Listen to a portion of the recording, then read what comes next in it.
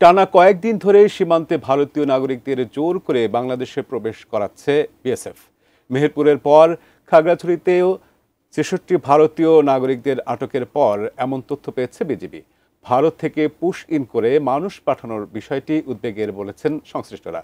একই সাথে প্রশ্ন উঠেছে, হঠাৎ কেন নিজ দেশের নাগরিকদের বাংলাদেশে পাঠাচ্ছে ভারত? এর নেপথ্যে বা কি রয়েছে জানাচ্ছেন সহকর্মী শাহাদাত রিফাত।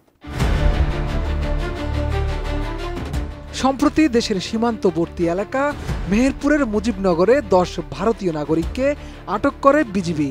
পরে জিজ্ঞাসাবাদে তারা জানায়, ভারতীয় সীমান্ত রক্ষীরা কাঁটাতারের বেড়া খুলে জোর করে তাদের বাংলাদেশের ভেতরে আসতে বাধ্য করেন।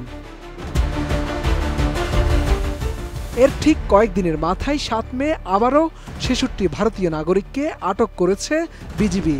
সকাল থেকে খাগড়াছড়ি জেলার পানছড়ি ও মাটিরাঙ্গা সীমান্ত এলাকা থেকে অবৈধ অনুপ্রবেশের অভিযোগে তাদের আটক করা হয়। খাগড়াছড়িতে আটককৃত ভারতীয় নাগরিকরা দাবি করেন তারা ভারতের গুজরাটের বাসিন্দা। তাদেরকেও জোর করে বাংলাদেশে পাঠিয়েছে ভারতীয় সীমান্তরক্ষী বাহিনী। বিষয়টি নিশ্চিত করেন খাগড়াছড়ি জেলার ভারপ্রাপ্ত জেলা প্রশাসক নাজমুনারা সুলতানা। যে অনভিপ্রেত পুশিনের ঘটনা ঘটেছে, সেখানে সীমান্তরক্ষী বাহিনী, আইনশৃঙ্খলা বাহিনী এবং স্থানীয় প্রশাসন সমন্বিতভাবে কাজ করছে।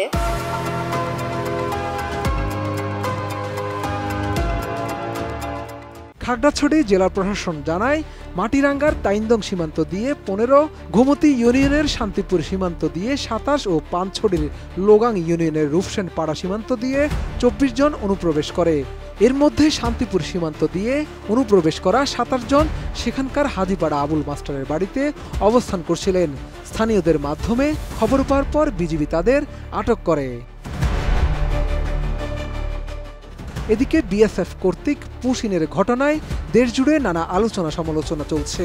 উদ্বেগ প্রকাশ করেছেন জাতীয় নাগরিক পার্টির মুখ্য সংগঠক সার্জিস আলমও। তিনি বলেন, ভারতের বিষয়ে সবাইকে সতর্ক থাকতে হবে। কোনো অপচেষ্টাকে বাংলাদেশে সফল হতে দেয়া যাবে না। পুশিনের মতো ভারতীয় অপতৎপরতার বিষয়ে অবহেলা করার সুযোগ নেই জানিয়ে সার্জিস আলম আরও বলেন, কোনো অপচেষ্টাকে বাংলাদেশে সফল হতে দেয়া যাবে না। আমরা কখনো এটা প্রত্যাশা করি না যে আমাদের পার্শ্ববর্তী দুইটি দেশ যে কোনো কারণেই হোক না কেন তারা যুদ্ধে জড়িয়ে পড়ুক।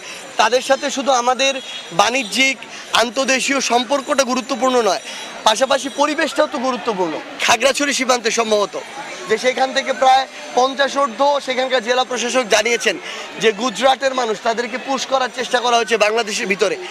এই রকম যে কোনো ধরনের অপচেষ্টাকে বাংলাদেশে সফল হতে দেওয়া যাবে না। এই দায়িত্ব ইন্টারিম সরকারের নিতে হবে। ইন্টারিম সরকারকে আমরা অনেক জায়গায় দেখছি যে তারা গুরুত্বপূর্ণ জায়গাগুলোকে কিন্তু অবহেলা করছে। এই জায়গা অবহেলা করার সুযোগ নেই। বিএসএফ ভারত থেকে জোর করে বাংলাদেশে মানুষ প্রবেশ করানোর বিষয়টি নিয়ে কথা বলেছেন জাতীয় নিরাপত্তা উপদেষ্টা খলিলুর রহমান। তিনি জানান, বাংলাদেশি নাগরিক উল্লেখ করে সীমান্ত দিয়ে ভারত থেকে মানুষ প্রবেশ করানোর বিষয়টি গ্রহণযোগ্য নয়। বাংলাদেশ সরকার ভারত ও পাকিস্তানের পরিবর্তনশীল পরিস্থিতি নিবিড়ভাবে পর্যবেক্ষণ করছে। বাংলাদেশ পরিস্থিতি নিয়ে গভীর উদ্বেগ প্রকাশ করে এবং উভয় দেশকে শান্ত থাকার, সংযত থাকার এবং পরিস্থিতি আরও খারাপ করতে পারে এমন কোনো পদক্ষেপ নেওয়া থেকে বিরত রাখার আহ্বান জানাচ্ছে।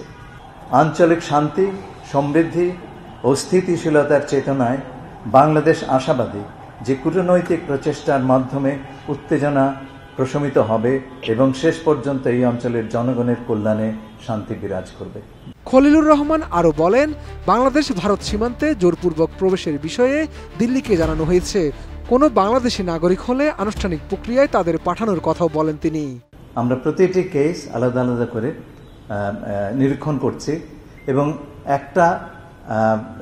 আমাদের সিদ্ধান্ত হচ্ছে আমরা কেবল আমাদের দেশের নাগরিক যদি কেউ থাকেন এবং তা প্রমাণিত হয় তাহলে তাদেরকে আমরা গ্রহণ করব এবং এটা ফর্মাল চ্যানেলে করতে হবে। এভাবে পুশ ইন করাটা সঠিক নয়। শাহাদাত রিফাত, এটিএন নিউজ, ঢাকা।